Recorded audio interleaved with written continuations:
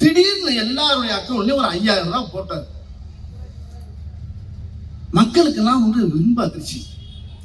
இந்த திமுக அழியணும் சொன்னா பாருங்க, அங்க நல்லா அசந்து தூங்கி இருந்தவனுக்கு காலை போய் யாராவது சொல்லிப்பாங்க, 5000 போட்டாங்களா? ஏன்டா? ஏன் மக்கள் சந்தோஷமா அவங்க இன்ப அதிர்ச்சியோட இருக்கா? இவன் அதுல அந்த அதிர்ச்சியில திமுக அழியன்னு சொன்னே அதுல பாதி பேர் செத்து போயிட்டாங்கன்னா அந்த நியூஸே வெளியே வரல. இன்னும் அவன் பாட்டுக்கு இஷ்டத்துக்கு இருந்தா 5000 போட்டு விட்டான் தான். இதுக்கு இது என்ன பிரமாதம்? இதோட இன்னும் நிறைய இருக்குடி மாப்பிள்ளை, இன்னும் நிறைய இருக்கு. நீ எக்கச்சக்கமான விஷயம் பண்ண போற.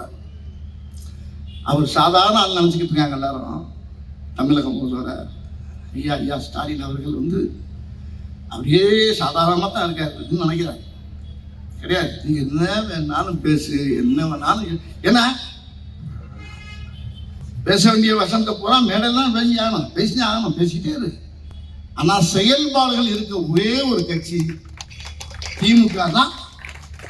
இந்த தமிழ்நாட்டில் தங்கச்சி சகோதரி சொன்ன மாதிரி தமிழ்நாட்டில் இந்த கட்சியை விட்டா வேற எந்த கட்சிக்கு பவர் இல்லை.